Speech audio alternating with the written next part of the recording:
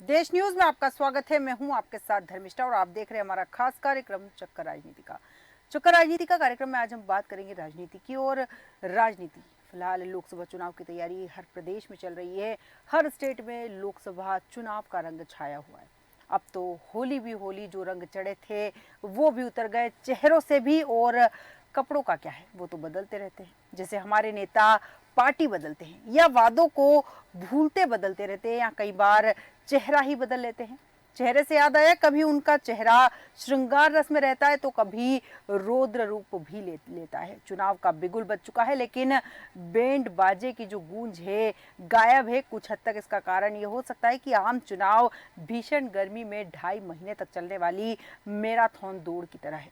लेकिन उत्साह की कमी की अधिक संभावना इस कारण से हो सकती है क्योंकि परिणाम पूर्व निर्धारित लगता है। अगर नियति ने कोई चमत्कारिक उलटफेर नहीं किया तो यहाँ पर देखना भी दिलचस्प होगा कि किस पार्टी के पक्ष में माहौल बनता है। और इसी पर विस्तार चर्चा के लिए हमारे साथ अलग अलग प्रदेश से हमारे संवाददाता हमारे साथ जुड़ चुके हैं, जिनसे हम चर्चा करेंगे। हमारे साथ पूनम रावत जी जुड़े हैं मध्य प्रदेश से। इसके अलावा हमारे साथ ज्ञानेश वर्मा जी जुड़े हैं उत्तर प्रदेश से। और दीपक शर्मा जी हमारे साथ जुड़े हैं स्टेट कोऑर्डिनेटर उत्तराखंड से। आप तीनों का देश न्यूज में बहुत बहुत स्वागत है। सबसे पहले तो पूनम जी आपके पास आऊंगी। मध्य प्रदेश में चुनाव की तैयारियां चल रही है। भारतीय जनता पार्टी और कांग्रेस पार्टी यहाँ दोनों आमने सामने हैं। एक सीट जो है यहाँ पर अन्य दल के लिए कांग्रेस ने दी है, लेकिन यहाँ पर मुख्य मुकाबला अगर देखा जाए तो भारतीय जनता पार्टी और कांग्रेस के बीच में क्या लगता है मध्य प्रदेश की स्थिति को देखकर?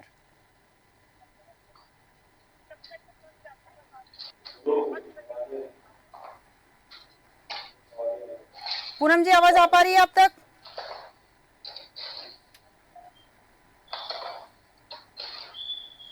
पूनम जी आप तक मेरी आवाज आ पा रही है? पूनम जी आप तक मेरी आवाज आ पा रही है? शायद पूनम जी तक हमारी आवाज नहीं जा पा रही है। इस वक्त दीपक जी आपके पास आऊंगी। उत्तराखंड की अगर बात करें तो उत्तराखंड में भी चुनाव जी नहीं, आपकी आवाज नहीं सुन पा रहा हूँ। दीपक जी अब आपकी पूनम जी अब तक मेरी आवाज आ पा रही है? कोई टेक्निकल एरर है? मैं अपनी टीम से कहूंगी कि वो चेक करे कि क्या समस्या है। मैं दीपक शर्मा जी आपके पास आऊंगी। यहाँ पर अगर हम उत्तराखंड की बात करें तो उत्तराखंड में भी चुनाव को लेकर सरगर्मियां तेज हैं। यहाँ पर भी 5 सीटों पर 63 नामांकन दर्ज हो चुके हैं। और सबसे बड़ी बात यहाँ यह है कि 30 मार्च को नाम वापसी के बाद प्रत्याशियों की स्थिति भी यहाँ साफ हो जाएगी। यहाँ पर देखकर क्या स्थिति बनती है कि भारतीय जनता पार्टी मुद्दे भुनाने में आगे है या फिर कांग्रेस पार्टी यहाँ पर मुद्दे भुनाने में आगे है? लोकसभा में जो 5 परियाय जो है मतदान होना है। नैनीताल है, हरिद्वार सीट है, अल्मोड़ा सीट है, टिहरी सीट है, गढ़वाल सीट है। तो यहाँ पर जो प्रत्याशी हैं, बात करें नैनीताल सीट की तो जो अजय भट्ट है वो दोबारा जो उन्हें टिकट दिया गया है, वर्तमान में सांसद रहे। अब जो है कांग्रेस से युवा चेहरा है जो राष्ट्रीय सचिव रहे हैं प्रकाश जोशी, उनको टिकट दिया गया है। बात करें हरिद्वार की तो हरिद्वार में जो है जो पूर्व मुख्यमंत्री त्रिवेंद्र सिंह रावत है, उनको टिकट दिया गया है। जो पूर्व मुख्यमंत्री कांग्रेस सरकार में जो मुख्यमंत्री रहे हैं रावत, उनके जो पुत्र है बिंद रावत, उनको चुनावी मैदान में कांग्रेस ने उतारा है। फतेहाबाद सीट की तो जो अजय टंडा है जो वर्तमान में जो है भाजपा से सांसद रहे हैं, तो वही जो है जो प्रदीप टंडा है वो कांग्रेस से प्रत्याशी उन्हें बनाया गया है। तो कड़ी मुकाबला उनके बीच होना है। बात करते हैं टिहरी की तो जो माला राजलक्ष्मी जो पहले जो सांसद रही है, भाई उनका मुकाबला जो जोश सिंह है उनसे उनका मुकाबला होना है। सब बात करें बसपा की तो बसपा भी जो 5 सीटों पर इस बार जो है अपने प्रत्याशी उतार रही है। तो इस बार तीसरी पार्टी के रूप में बसपा क्या अपना कमाल दिखाती है, देखने वाली बात होगी। वही बात करें आज जिस तरह से बड़ी घटना उधमसिंह नगर में देखने को मिली है, क्योंकि नारायणमत्ता एक धार्मिक स्थलों में जाना जाता है। वहां पर जो है जो तरसेम सिंह के मुख्य सेवादार रहे उन पर जो है अज्ञात व्यक्ति द्वारा जो गोली मार दी थी उसमें। ठीक है दीपक जी, यहाँ पर अगर हम चुनावी तैयारियों की बात करें तो आपने बताया कि तीसरा दल जो है बसपा भी यहाँ मैदान में है और कहीं ना कहीं भारतीय जनता पार्टी और कांग्रेस का यहाँ पर बसपा जो है खेल बिगाड़ सकती है। ज्ञानेश जी आपके पास आऊंगी। उत्तर प्रदेश की बात करें तो उत्तर प्रदेश में भारतीय जनता पार्टी, बसपा और सपा नजर आ रही। कांग्रेस हालांकि मैदान में है भी और नहीं भी, लेकिन यहाँ पर क्या जनता के मुख्य मुद्दे सामने हैं? भारतीय जनता पार्टी या कांग्रेस या फिर बसपा सपा, जिस भी दल को देखा जाए, क्या जनता के मुद्दों को लेकर कोई भी राजनीतिक दल मैदान में नजर आ रहा है उत्तर प्रदेश में? देखिए धर्मिष्ठा जी, मैं आपको बताना चाहूंगा कि उत्तर प्रदेश में लगातार जो है बीजेपी सक्रिय है। जी। और आपको बता दूं कि बीजेपी आज ही लगातार दौरे कर रहे हैं, वो सभाएं कर रहे हैं। लेकिन बाकी पार्टियों की अगर हम बात करें तो कहीं न कहीं वो पीछे नजर आ रही हैं, चाहे वो समाजवादी पार्टी हो और चाहे वो मायावती की बहुजन पार्टी हो। आप देखिए कि अभी तक जो है समाजवादी पार्टी में जो रामपुर है सीट, उस पर क्लियर डिक्लेयर नहीं कर पा रहे हैं। देखिए, जब समाजवादी पार्टी के अध्यक्ष अखिलेश यादव आजम खान से मिलने गए और मिलने के बाद में ये तय हुआ कि शायद समाजवादी पार्टी का जो कैंडिडेट है, कहीं न कहीं वो शायद अखिलेश यादव लड़ सकते हैं, सूत्रों के हवाले से बताया गया। लेकिन आखिर वो उनके वापस आने के बाद में आजम खान ने एक चिट्ठी से अपने जेल से चिट्ठी जारी की और उन्होंने चुनाव का बहिष्कार किया। तो सोचिए, जब पार्टी में सामंजस्य नहीं है कि कौन किस सीट पर क्यों, आखिर आजम का ही क्या ऐसा कोई कैंडिडेट है जो रामपुर से आजम खान ही लड़ेंगे? सपोज करिए, जब उनको नहीं लड़ने का अधिकार दिया गया तो बहुत सारे कैंडिडेट है। हालांकि अखिलेश यादव अभी ये डिसाइड नहीं कर पा रहे हैं कि बीच में नाम आया तेज प्रताप का। अब ये समझ में आया था कि समाजवादी परिवार से, अखिलेश के परिवार से ही कोई चुनाव लड़ेगा। जी। लेकिन आखिर क्या कारण है अभी तक रामपुर से सीट क्लियर नहीं हो पा रही? तो बड़ा सवाल ये है धर्मिष्ठा जी कि समाजवादी पार्टी जैसी अगर वो सही क्लियर नहीं कर पा रही तो ये भी तो एक बड़ा प्रश्न है। आखिर क्या कारण है कि वो क्यों नहीं क्लियर कर पा रहे हैं? और इसी तरीके से अगर हम मायावती की बात करें तो मायावती ने अब तक 2 लिस्ट जारी की है। और अब देखिए, कल आप ये समझ में आया कि कल जो है आनंद वो मैदान में उतरेंगे और सभाएं करेंगे।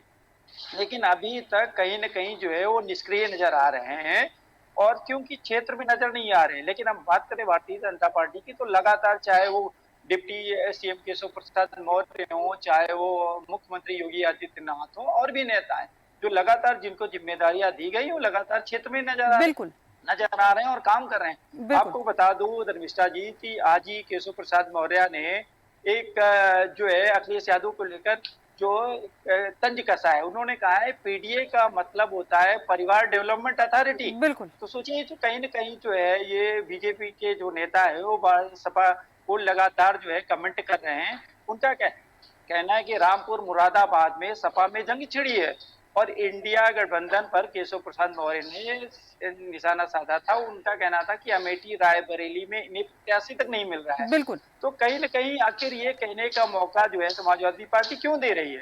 वो तय समय के अंदर क्यों नहीं निर्धारित करती है कि कोई लड़ेगा? बिल्कुल, बिल्कुल इसी गणेश जी, बहुत तरीके से हम बात करें कि गाजियाबाद में सीएम योगी का, बिल्कुल गणेश जी, पुनः आऊंगी आपके पास। यहाँ पर मैं, जैसे कि आपने बताया भी है कि अगर मुख्य विपक्षी दल के रूप में देखें तो सपा नजर आ रही है यहाँ पर, लेकिन सपा भी कहीं ना कहीं चुनावी तैयारियों में मैदान में पीछे है। भारतीय जनता पार्टी जो है लगातार मैदान में आगे बढ़ती हुई नजर आ रही है। पूनम रावत जी, आप तक मेरी आवाज पहुंच पा रही है?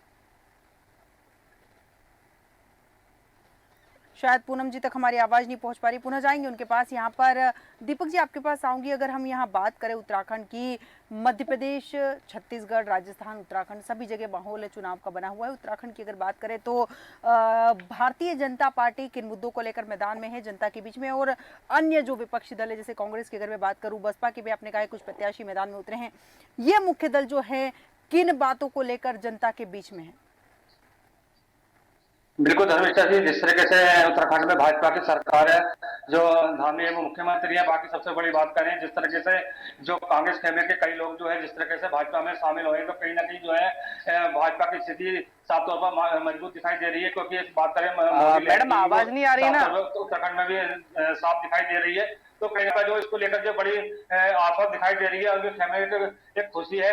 बात करें कांग्रेस की, तो जिस तरीके से बहुत से लोग जो कांग्रेस छोड़कर भाजपा में शामिल हुए, तो कहीं ना कहीं जो कांग्रेस है उसका सिस्टम पूरा गड़बड़ा गया है। बात साफ तौर पर जो अभी बात करें हरिद्वार सीट की, नैनीताल सीट की, तो जो कांग्रेस पार्टी है उन्हें काफी बड़ा दिक्कतों के बाद प्रत्याशी उन्होंने लास्ट समय पर उतारा है। तो कहीं ना कहीं साफ तौर पर देख सकते हैं कि कांग्रेस में कहीं ना कहीं मुझे लगता है कि जिस तरीके से अजय भट्ट की बात करें, क्योंकि त्रिवेंद्र सिंह रावत पूर्व मुख्यमंत्री रहे, बात करें जो हरीश रावत है क्योंकि अभी नए चेहरे हैं, तो सीधा पूर्व मुख्यमंत्री से उनका मुकाबला होना है। तो साफ तौर पर देख सकते हैं कि मुझे लगता है कि जिस तरह से कांग्रेस खेमे के लोग जो भाजपा में शामिल हुए, तो कहीं ना कहीं मुझे लगता है कि जो भाजपा है वो मोदी लहर के चलते जो लगातार उसमें खुशी है। और जो उत्तराखंड है उसमें साफ तौर पर दिख रहा है कि जो भाजपा जो है आश्वस्त है कि जो 5 सीट है उसे जीत, मुख्यमंत्री भी साफ तौर पर कह चुके हैं। अभी अजय भट्ट का 27 को नामांकन हुआ था, उसको साफ तौर पर कहा है कि हम 5 सीटों को जीतेंगे। बाकी जो और 400 का आंकड़ा है पूरे देश में, जो मोदी जी ने जो भाजपा ने लगातार कहा है कि 400 प्लस करेंगे, तो वो लगातार उसको लेकर जो है बीजेपी आश्वस्त दिखाई दे रही है। बिल्कुल बिल्कुल दीपक शर्मा जी, बहुत अच्छी बात कही आपने। यहाँ कहीं ना कहीं दल बदल का असर जो है विपक्षी दलों पर देखने को भी मिल रहा है और कहीं ना कहीं हतोत्साहित होते हुए भी नजर आ रहे हैं अन्य दलों के कार्यकर्ता जो है। ज्ञानेश जी, आपके पास आऊंगी। जैसे कि दीपक जी ने बताया कि दल बदल करते हुए कई नेता भारतीय जनता पार्टी में हैं, उत्तर प्रदेश में क्या इस तरह की स्थिति बन रही है? धर्मिष्ठा जी, ये सही प्रश्न है कि देखिए कहीं ना कहीं जो है लगातार जो है वो लोग जो समाजवादी पार्टी के जो है वो लगातार भारतीय जनता पार्टी ज्वाइन कर रहे हैं। तो कहीं ना कहीं अब उन नेताओं को लगने लगा है कि शायद हमारा जो विश्वास है, भारतीय जनता का विश्वास है, वो भारतीय जनता पार्टी है। बिल्कुल। क्यों आखिर टूट के जा रहे हैं? चुनाव समय है, सर पर है, और आखिर मनोज पांडे जैसे जो है नेता थे वो आज अब अमित शाह से मिलने भी गए हैं और उनसे मिलकर आके कहीं न कहीं वो जिम्मेदारी लेना चाह रहे हैं भारतीय जनता पार्टी की। तो जो ऐसे नेता हैं उनको ये लगता है शायद हमारा जो दबदबा है कहीं न कहीं वो बना रहे। दूसरा, हमें सीट कैसी भी हासिल हो, आज देखिए पहले वो समाजवादी पार्टी में की सत्ता थी, आज उनको ये लगता है कि भारतीय जनता पार्टी अब जाने वाली नहीं है और उसी के मोह माया में वो भारतीय जनता पार्टी में शामिल हो रहे हैं। बिल्कुल। तो चाहे वो योजनाओं को लेकर हो धर्मिष्ठा जी, चाहे ये चुनाव जीतने की बात हो, तो ये जो नेता है खैर वो तो दल बदलू ही हैं, उनको किसी तरीके से सत्ता चाहिए।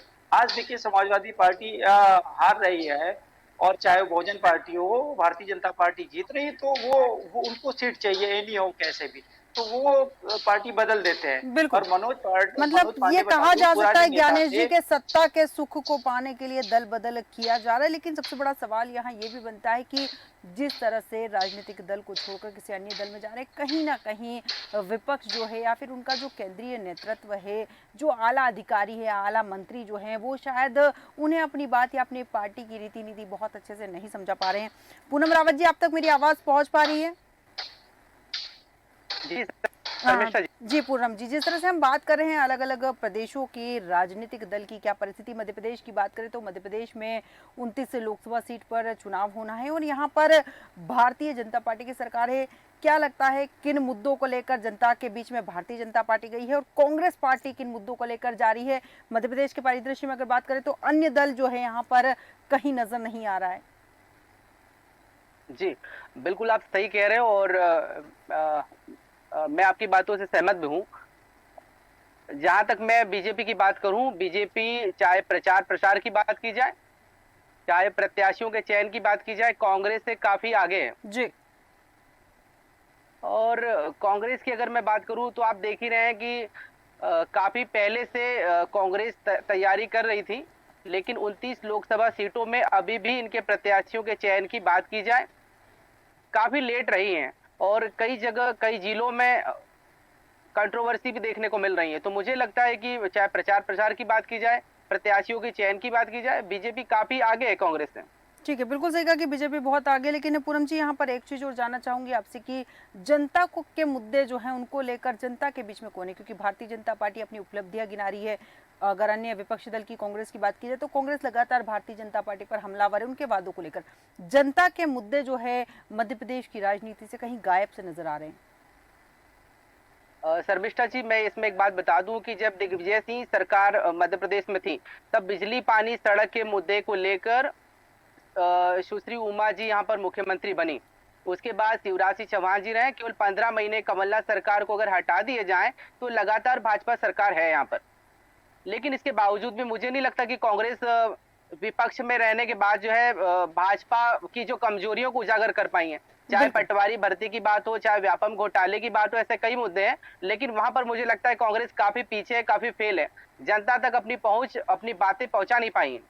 बिल्कुल सही बात कही आपने यहाँ पर कि कांग्रेस कहीं ना कहीं जनता के मुद्दे उठा नहीं पाई और सत्ता पक्ष की कमजोरियों को भी बहुत अच्छे से नहीं उठा पाई, क्योंकि बहुत सारी ऐसी चीजें थी जहां कांग्रेस पार्टी हमलावर हो सकती थी भारतीय जनता पार्टी पे। लेकिन बड़ी बात वही है कि जिस तरह से मुद्दे पेश करना भारतीय जनता पार्टी जानती है, उस तरह से मुद्दे पेश करना शायद विपक्षी दल अब तक नहीं सीख पाए। अभी दीपक शर्मा जी, आऊंगी अभी एक पूनम और जी। बात मैं कहना जी चाहूंगा जी शर्मिष्ठा जी यहाँ पर जी कि विधानसभा चुनाव के समय शिवराज सिंह चौहान जी ने वादा किया था कि 3100 रुपए में एमएसपी के मूल्य पर किसानों से धान खरीदी की जाएगी, जी 2700 रुपए गेहूं का मूल्य दिया जाएगा। यदि इन्हीं दो मुद्दों की बात की जाए तो आप देख सकती हैं कि बीजेपी जहां पर मोदी सरकार जो है मोदी जी की गारंटी की बात कर रही है, वहां पर वो किसानों को 3100 रुपए एमएसपी के मूल्य पर धान खरीद ही नहीं पाई। इस मुद्दे को लेकर भी कांग्रेस गंभीर हो सकती थी, बिल्कुल लेकिन बिल्कुल मुझे लगता है बिल्कुल आप देख ही रहे हैं कि बिल्कुल पूनम जी, मसले बहुत को सही बात कही लेकर भी आपने कि जनता के बीच कांग्रेस बहुत पहुंच नहीं सारे पाई। मुद्दे ऐसे थे जिस पर भारतीय जनता पार्टी को घेरा जा सकता, लेकिन कहीं ना कहीं विपक्ष मुद्दों को कैश करना नहीं जानता। जी। दीपक जी, आपके पास आऊंगी। यहाँ पर उत्तराखंड की बात करें, भारतीय जनता पार्टी लगातार अपनी उपलब्धियों को लेकर मैदान में है, जल्द ही चुनाव होने वाले हैं। जनता के मुद्दों को लेकर आपको लगता है कि विपक्ष जो है सत्ता पक्ष को लगातार घेर सकता है, माहौल बना सकता है, लेकिन ऐसे में कहीं ना कहीं सत्ता पक्ष जो है पिछड़ता हुआ नजर आ रहा है? बिल्कुल धर्मिष्ठा जी, जिस तरीके से जो बात करें भाजपा की तो वो मोदी लहर के चलते जो अपने आप में आश्वस्त है। बात करें कांग्रेस की तो कांग्रेस में जो जिस तरीके से लगातार जिस तरह अभी जो कुछ लोग भाजपा में शामिल हुए, उससे पहले वो लगातार भाजपा को महंगाई को लेकर कई मुद्दों को लेकर जो लगातार घेरने का काम कर रही थी, मगर जब उनके खेमे के कई लोग जो कांग्रेस छोड़कर भाजपा में शामिल हुए हैं तो कहीं ना कहीं जो जनता है वो लगातार देख रही है कि जब जब कांग्रेस के लोग ही कांग्रेस से परेशान होकर जो भाजपा ज्वाइन कर लिए, तो जो यहाँ के लोग हैं वो साफ तौर पर उन्हें लग रहा है कि जब जब कांग्रेस छोड़कर भाजपा ज्वाइन कर रहे हैं तो यहाँ के जो लोग हैं वो साफ तौर पे उनमें जो है लगातार जो मोदी लहर है उसको लेकर जो जनता लगातार लोगों के बीच में जब हम गए हैं तो उन्होंने लगातार लोगों ने यही कहा था कि भाई जब जब कांग्रेस में उनके लोग ही सुरक्षित नहीं है या पार्टी छोड़कर जा रहे हैं, तो साफ तौर पर मुझे लगता है कि लोगों का कहना था, उनका यही कहना है कि जो इस बार जो है मोदी लहर है, साफ तौर पर जो मुख्यमंत्री लगातार जो अपने कार्यक्रम बात करें श्रीनगर में हरिद्वार जिले में तो लगातार उन्होंने कार्यक्रम किए हैं, तो कहीं ना कहीं जो जनता है वो उनसे काफी आश्वस्त है। तो मुझे लगता है कि जो कांग्रेस है जो लगातार सरकार को घेरने का काम कर रही थी, मगर उनके लोग ही टूट कर भाजपा में चले गए, तो ऐसे में जो कांग्रेस है वो बिल्कुल इस बार चुनाव में जो बिल्कुल हल्के नजर आ रही है। बात करें बसपा की तो बसपा इस बार 5 सीटों पर चुनाव मैदान में उतरी है, तो बड़ी देखने वाली बात होगी कि बसपा क्या असर कांग्रेस के ऊपर डालेगी या भाजपा पे। तो मुझे लगता नहीं कि खास कोई असर पड़ेगा, क्योंकि मोदी लहर है, सरकार भी है, लगातार जनता के बीच जाकर काम किए हैं, तो मुझे लगता है कहीं ना कहीं जो असर जो थोड़ा बहुत और पड़ना है वो बसपा का जो कांग्रेस पे साफ तौर पर पड़ना है। बिल्कुल बिल्कुल दीपक जी, बहुत सही बात कही आपने कि कहीं ना कहीं कांग्रेस जो है यहाँ कमजोर पड़ती हुई नजर आ रही है, क्योंकि वो जनता के बीच नहीं जा पा रही है। भारतीय जनता पार्टी की कमजोरियां मैदान में जाकर जनता के बीच नहीं बता पा रही है, और वो अगर सरकार में आती है तो क्या क्या सुख सुविधाएं जनता को देने वाली है, कौन सी योजनाएं लेकर आने वाली है, वो सारी चीजें लेकर वो जनता के बीच नहीं जा पा रही। तो इसीलिए जनता के पास कहीं ना कहीं दूसरा ऑप्शन जो है नजर नहीं आ रहा है। ज्ञानेश जी, आपके पास आऊंगी। यहाँ पर मैं अगर उत्तर प्रदेश की बात करें तो राम मंदिर को लेकर गजब का उत्साह पूरे देश में, हालांकि उत्तर प्रदेश में इसका उत्साह कुछ ज्यादा ही है, हालांकि उत्साह तो पूरे देश में है, लेकिन यहाँ बात करें भारतीय जनता पार्टी राम मंदिर के नाम पर, आपको क्या लगता है कि कितना असर देखने को मिलेगा? हालांकि कांग्रेस ने यहाँ निमंत्रण ठुकरा दिया था, उसका नुकसान भी उत्तर प्रदेश में कांग्रेस को और अन्य दलों को कितना देखने को मिलेगा? देखिए धर्मिष्ठा जी, कहीं ना कहीं भारतीय जनता पार्टी जो भी काम करती है वो बहुत प्लानिंग के साथ करती है, उनका मैनेजमेंट बहुत अच्छा है, इसमें कोई डाउट नहीं है। चाहे हम उसमें मीडिया की बात करें, चाहे उनकी सोशल मीडिया की बात करें, उनका जो प्रेजेंटेशन होता है वो बहुत सलीके से रहता है। अब देखिए राम मंदिर उन्होंने बनाया और सबको उन्होंने निमंत्रण दिया और सबको लगातार वहां भीड़ जा रही है, तो कहीं ना कहीं लोगों का यह भी कहना है कि जो ऐसे ऐतिहासिक फैसले हैं वो भारतीय जनता पार्टी ही ले सकती है। अब उसमें देखिए मंदिर का निर्माण है, उन्होंने किया है, अब उसको बुना रहे हैं तो वो अच्छा है भाई, लोगों का मानना है कि भाई उन्होंने काम किया तो अच्छा है।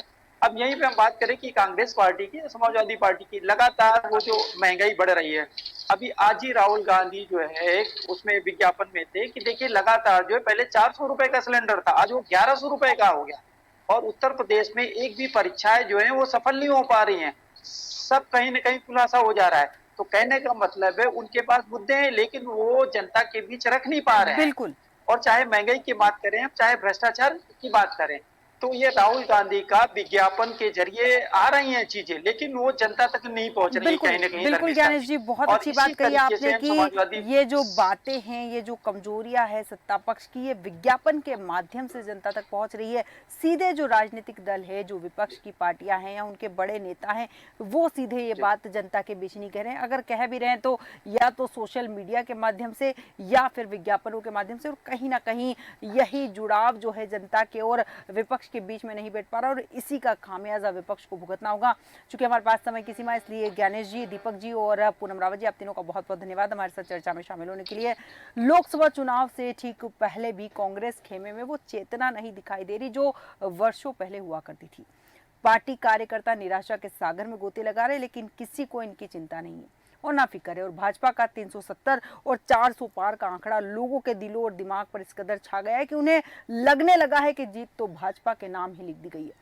और ये भी एक तरफा। और वहीं अगर विपक्ष की बात करूं तो विपक्ष जो यहाँ पर है, भारतीय जनता पार्टी या फिर सत्ता पक्ष की उन कमजोरियों को नहीं उठा पा रहा है, उनके मुद्दों को उस तरह नहीं भुना पा रहा है जिस तरह से उन्हें भुनाना चाहिए। अब तो सिर्फ ये देखना बाकी रह गया है कि कौन किस तरह हारता है और कौन किस तरह जीतता है। हमारे आज के खास कार्यक्रम में इतना ही। बने रहिए देश न्यूज के साथ।